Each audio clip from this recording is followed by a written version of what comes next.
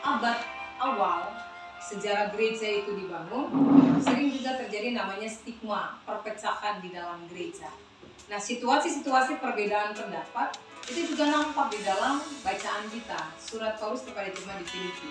Jemaat di Filipi kalau kita baca dalam catatan Kisah Para Rasul, ini jemaat yang sebenarnya sangat peduli jemaat Tuhan.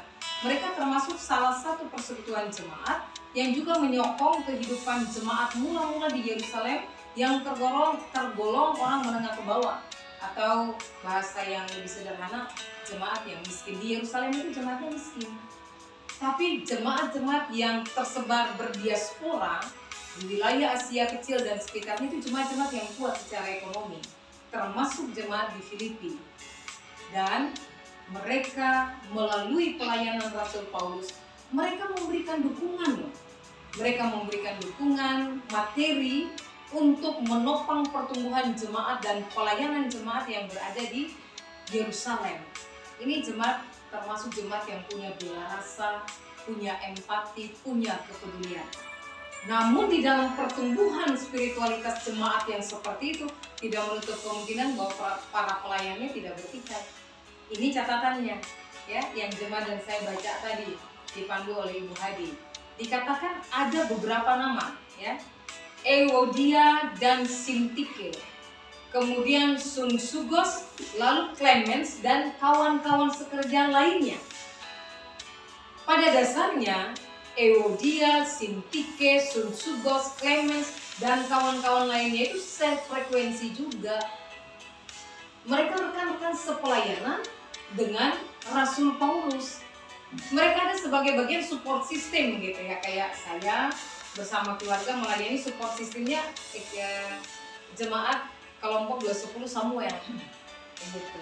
Ayo kita pelayanan ke Sungai Sembilan, ayo gitu kan, semangatnya luar biasa. Dipandu dengan diaken Ibu Ana bersama dengan Pak Penatua Mendropa. Hanya hari ini Pak Penatua Mendropa tidak bisa bersama-sama kita Bapak Ibu karena beliau lagi ada urusan keluarga Denias. Jadi nama-nama itu disebutin. Diaken Ana Anwar, udah kenal ya? Udah dong, Pak Riko kenal nggak? Kenal, secara fisik kenal. Secara fisik kenal. Personal belum ya? Pak Hadi kenal ya? Oh belum? Kalau Pak Yonas lain? Pak Yonas? Belum juga? Oke, nanti akan kesini beberapa waktu lagi gitu. Ini diaken kita di sektor 3. Rumahnya dekat gereja, dekat Tandria. Kalau Tandria pasti kenal lah ya. Cuma kenal kalau tidak kenal ya. Kalau Bapak Mundus kenal kan ya? Itu sih komisaris itu. Semua orang kenal gitu kan. Jadi nama-nama itu disebut. Diaken Ana Arwan, Penatua Yamonaham Mendrova, berpelayanan bersama-sama dengan pendeta Claudia. Nama-nama itu disebut. Tentu mereka punya kontribusi sama dengan Euodia, Sintike, Sunsugos, Clemens dan kawan-kawan yang lain.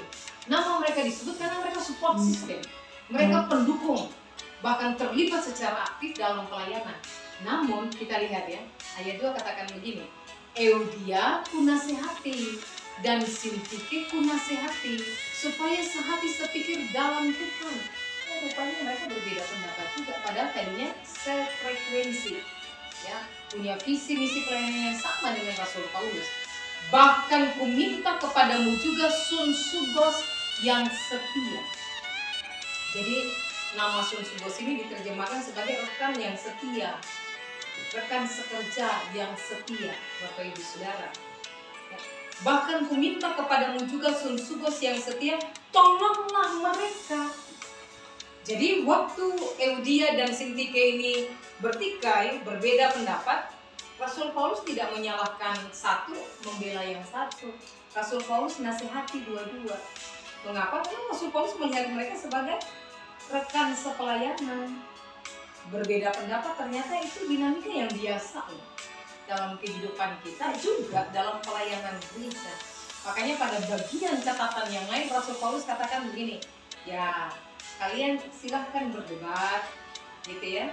Kalian silahkan berdebat, berargumentasi, tapi berhati-hati supaya kalian jangan saling menggigit dan saling menyerang. Perbedaan itu nggak perlu diperuncing, tapi perbedaan itu perlu dirayakan. Saya, Kak Yosef, Oma, Pak Hadi, Kak Riko, dan Bapak Ibu semua, kita punya pikiran masing-masing, ya kan? Kita punya kehendak sendiri-sendiri, ada yang sama, ada yang beda. Tapi yang sama bisa kita kerjakan dengan sukacita, yang beda tidak berarti membuat kita menjadi musuh satu terhadap yang lain. Nggak mau saya dulu dekat ke dia, itu dia, aduh parah itu parah. Ya nggak gitu juga dong, iya kan? Kadang-kadang Bapak Ibu, perbedaan itu memperkaya kita. Oh, ada satu perspektif yang lain, ada satu pertimbangan yang lain, ada masukan yang lain. Iya ya, benar juga tuh. Mengapa jadi bertikai? Karena like dislike personal, bukan tentang pemikiran.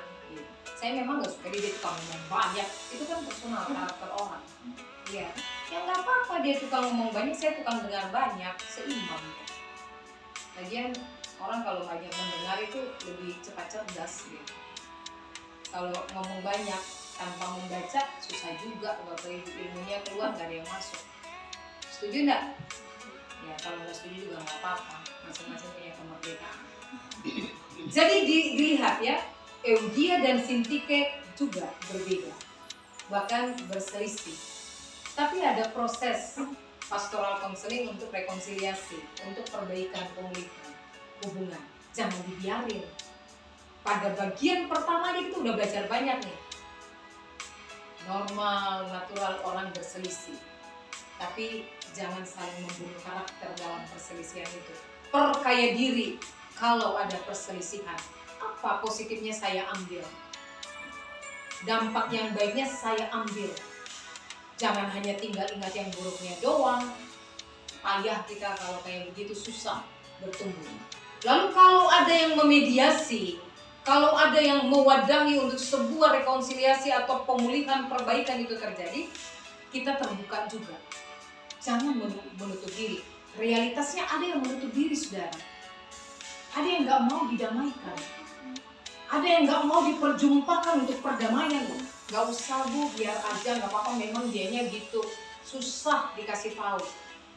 Saya nggak mau, nggak usah Bu, sama aja udah berulang-ulang dia bikin saya kayak gitu. Nggak mau diperdamaikan. Kalau kita bertumbuh dalam Tuhan, kalau kita mencintai Tuhan, kita harus menjadi seperti sungguh-sungguh yang setia. Walaupun ada juga waktu-waktu dimana kita kayak Eudia, kayak Sintike, bertikai juga, berselisih juga. Tapi kita harus menjadi rekan yang setia untuk mendamaikan. Kita harus menjadi rekan yang setia untuk memperjumpakan. Kita harus menjadi rekan yang setia karena kita punya visi misi bersama, mewartakan keselamatan dari Kristus. Itu tanggung jawab sepanjang kehidupan jemaat dan saya. Karena itu kita ada di Sungai 9 saat ini. Beribadah bersama dengan saudara-saudara kita, mewartakan kasih Kristus, memberikan, membagikan spirit ilahi agar pertumbuhan dan berbuah yang manis dalam hidup beriman bagi setiap jemaat Tuhan. Kemudian selanjutnya dikatakan ya, Bapak Ibu Saudara yang Tuhan Yesus kasihi, bersukacitalah senantiasa dalam Tuhan. Sekali lagi kukatakan bersukacitalah. Ternyata sukacita itu perasaan yang keluar dari dalam hati kita. Nah, sukacitanya hati ini kan seringkali dihubungkan dengan apa yang kita pikirkan. Kalau berpikir baik, baiklah mood kita, kan begitu. Tapi kalau berpikirnya buruk-buruk terus, moodnya bad mood terus gitu. Moodnya itu jelek terus gitu. Jadi rupanya suasana hati yang bersukacita selalu dihubungkan dengan pikiran. Tapi firman Tuhan mau katakan gini, bersukacitalah senantiasa dalam Tuhan, bukan di dalam pikiran kamu, bukan di dalam pikiran kita semata, tapi bersukacitalah dalam Tuhan. Lalu bagaimana itu bisa terjadi? Letakkan pikiran dan kehendak Bapak Ibu dan saya pada apa yang Tuhan mau. Tuhan mau saya kerjakan apa? Kadang-kadang Tuhan mau kita kerjakan hal-hal yang kita nggak suka juga ya. Kadang-kadang Tuhan mau kita kerjakan sesuatu yang melampaui rasa aman dan nyaman kita. Keluar dari rasa aman dan nyaman. Tapi bisa nggak? Bisa. Bisa. Dan bisanya itu ketika Memang kita mau berjalan bersama di dalam Tuhan, bersama-sama dengan Tuhan, bukan sendiri. Bersukacitalah dalam Tuhan. Sekali lagi kukatakan, bersukacitalah. Jadi sukacitanya ini unconditional, tidak ditentukan oleh kondisi kita. Kalau lagi sehat, kalau lagi punya uang banyak, pekerjaannya berhasil, pendidikannya sukses, ada pencapaian-pencapaian, kita bersukacita. Tapi kalau gagal, pencobaannya lagi berat, aduh, nggak ada sukacitanya. Tidak, saudara. Paling tidak, saya yakin Bapak Ibu dan saya pernah melewati situasi-situasi itu. Lalu ketika kita berdoa, kita datang kepada Tuhan, ada kekuatan baru, kita kembali bangkit dan bersukacita. Sukacita yang unconditional. Selanjutnya dikatakan, hendaklah kebaikan hatimu diketahui semua orang. Tuhan sudah dekat. Apakah kita berbuat baik lalu kita posting gitu supaya semua orang tahu? Apalagi dengan dunia media sosial, kemajuan teknologi saat ini kan. Sebagaimana dengan jemaat di Filipi tahu berbuat baik dan menolong orang lain, agar mereka juga mengalami pertumbuhan dan mengenal Allah yang penuh kasih. Yesus sendiri juga berkata, lebih berbahagia memberi daripada menerima. Maka kita semua didorong untuk berbuat baik, karena Allah adalah kebaikan itu sendiri. Dan di saat kita berbuat baik, kita sedang mempromosikan, kita sedang mewartakan kebaikan Allah itu kepada dunia. Jadi bukan tentang hari ini saya berbuat baik, lalu saya ambil handphone, saya masuk di Facebook, lalu saya posting. Enggak seperti itu maksudnya Bapak Ibu. Tapi biarlah kebaikan hatimu diketahui semua orang. Jangan jenuh, jangan jemu, jangan lelah berbuat baik. Kadang-kadang kan harus jujur ya, kadang-kadang jenuh juga kita berbuat baik ke orang itu begitu terus ya. Berapa balas budi ya? Mungkin ada juga muncul pikiran-pikiran demikian. Dalam nama Tuhan Yesus tanggalkan. Itu langsung kuasai diri Bapak Ibu. Tuhan Yesus tolong saya Tuhan, agar kebaikan hati Tuhan diketahui semua orang. Saya jangan kalah dengan situasi-situasi yang demikian. Bapak Ibu, kadang-kadang kalau kita bekerja, lalu kita lihat gitu ya situasi-situasi kerja yang tidak kondusif, karena kitanya yang rajin, orang lainnya malas gitu. Kitanya moodnya keren, oke, orang lain moodnya aduh, bikin kesal aja gitu. Itu kan juga kadang mempengaruhi kita ya. Harus kita jujur gitu. Di rumah kan gitu, suami istri gitu juga, anak-anak gitu juga. Baru bangun pagi, harapannya mama yang udah pagi-pagi bangun, atau oma ya, oma seringkali bangun lebih pagi dari kamu. Sudah sibuk di belakang ya, siapin semua begitu. Lalu kalau ada yang bangun lalu, aduh ini di mana mama ini? Oh, mama punya mood yang tadinya oke, ini rambut bisa tambah diri, kan begitu. Sudah bilang dari kemarin itu, lihat ini bukan pagi-pagi, mulai itu. Oh, iya Ibu Riko ya. Mulai itu Pak Riko saya tutup mata aja. Mulai kadang-kadang kan seperti itu, iya kan? Tapi firman Tuhan katakan, hendaklah kebaikan hatimu diketahui semua orang. Ambil waktu tenang Tuhan, kuasai hamba dengan Roh-Mu yang kudus. Di sini nak, di sini ya nak, di sini ya. Nah, anak-anak pergi sekolah dengan tenang, suami berangkat kerja dengan sukacita. Kita pun enak juga kan di rumah. Oh puji Tuhan, saya sudah melewati satu tantangan, saya sudah melewati satu cobaan. Sederhana kan? Tapi itu prinsip. Biarlah kebaikan hati tidak hanya tentang memberi materi, tapi memberi dukungan, memberi support, memberi motivasi. Itu juga diketahui oleh semua orang. Orang, kita nggak perlu ngomong, orang lihat dari perbuatan mereka. Kalau mereka nggak tahu, doakan supaya mereka paham dan mereka melakukan hal yang sama, bahkan lebih baik dari apa yang kita lakukan. Selanjutnya dalam ayat berikutnya, Bapak Ibu Saudara, ayat 6, janganlah khawatir tentang apapun juga, tetapi nyatakanlah dalam segala hal keinginan kepada Allah dalam doa, garis bawahi, dan permohonan dengan ucapan syukur. Doa, permohonan, ucapan syukur. Gitu.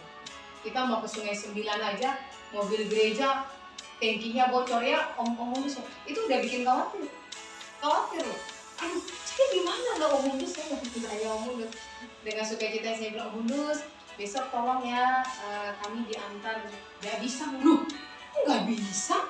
Enak aja ngomong nggak bisa gini nih bosat. Iya bu, kuncinya bocor harus dilajari. Aku jadi gimana dong? Bundus tenang bu, ini coba kita tanyakan ke Mama, mungkin bisa pinjam. Beneran ada solusi. Jangan khawatir. Siapa yang nggak pernah khawatir? Khawatir. Pasti pernah khawatir, apalagi yang baru bangun rumah gitu khawatir hujan panas, kadang-kadang musimnya bagus, kadang-kadang enggak. Pasti ada khawatir, sekolahkan anak keluar, mau kuliah, proyeknya kok belum turun-turun. Banyak itu, banyak hal yang bisa membuat kita khawatir. Tapi firman Tuhan mengingatkan kita bersyukur ya. Ingatkan dari firman Tuhan ya, syukur kepada Tuhan. Janganlah khawatir tentang apapun juga. Bisa apapun juga. Jangan khawatir tentang hal apapun juga. Tuhan Yesus sendiri ajarin. Apakah kalau kamu khawatir menambah sehasta saja hidupmu? Sehasta itu 45 cm. Kalau kamu khawatir tambah sehasta saja hidupmu. Atau malah kurang tuh. Rambut tambah putih, kerut tambah, ya kan, kerutan di wajah karena mukanya merongot terus gitu, mikir. Akibat khawatir. Kalau tanya Oma kok awet muda ya, jangan-jangan Oma nggak pernah khawatir. Oma khawatir juga. Oma khawatir juga, apalagi waktu anak-anaknya semua sekolah di luar daerah. Oma khawatir, tapi kekhawatiran Oma bawa Tuhan, benar nggak Oma? Amin. Oh amin jawabannya ya, bukan benar atau salah. Janganlah khawatir tentang apapun juga, tetapi nyatakanlah dalam segala hal keinginan kepada Allah dalam doa dan permohonan dengan ucapan syukur. Jadi mustahil kalau Bapak Ibu dan saya tidak pernah khawatir. Saya juga khawatir, punya kekhawatiran. Tapi di saat khawatir Bapak Ibu, itu saya alami kalau mikirin anak-anak di sekolah. Kita tuh nggak kontrol tuh, ya kan, di sekolah apa yang terjadi di sekolah. Tapi kalau saya tiba-tiba punya kekhawatiran, punya pikiran, langsung saya ambil sikap doa. Benar. Itu serius berbagi ya, berbagi pengalaman iman. Saya dimanapun saya berada, saya langsung ambil sikap doa. Saya berdoa, Tuhan, hamba percaya sebagai seorang ibu, Tuhan ada dengan Kakek Joy, dengan Jory saat ini dalam nama Tuhan Yesus. Roh Kudus Tuhan menjaga mereka, menaungi mereka, memberikan hikmat. Saya doakan. Nah nanti pas pulang gitu kan, baru si kakak melihat, mami tahu tadi di sekolah gini. Oh ternyata ya, koneksi itu terjadi. Ini kalau kita khawatir, langsung ambil sikap doa di mana saja Bapak Ibu berada.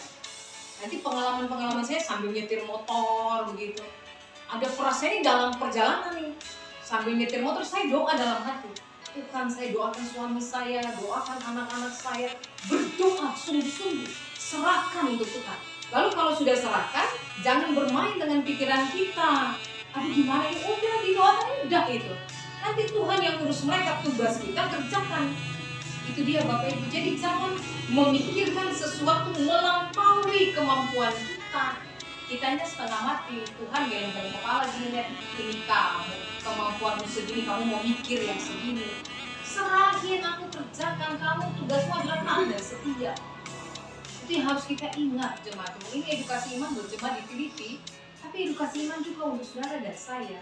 Karena itu Rasul Paulus katakan begini, janganlah kamu khawatir terhadap apapun juga, tapi serahkanlah semuanya di dalam doa, permohonan, dengan apa? Iya, jangan hanya doanya isi bermohon terus, tapi bungkus dengan rasa syukur.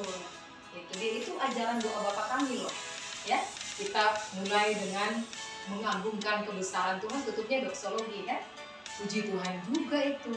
Jadi jangan lupa bersyukur Bapak Ibu. Tuhan banyak ngasih kok sama kita. Apa sih yang Tuhan nggak ngasih? Semua Tuhan ngasih. Kita berdoa Tuhan ngasih, Tuhan genapkan. Jangan lupa untuk bersyukur. Tapi doa saya belum dijawab, ya tunggu aja. Karena waktu kita bukan waktu Tuhan. Dan waktu Tuhan tidak pernah terlambat Bapak Ibu Saudara. Tepat. Kalau kecepatan bahaya buat kita. Kalau terlambat pun bahaya buat kita.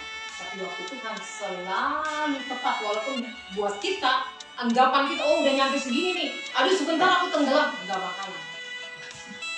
Kalau kalaupun tenggelam masuk nggak akan mati. Tuhan pasti selamatkan. Amin. Harus diyakini. Aminnya kenceng tadi ya. Yang terakhir di dalam ayat 7.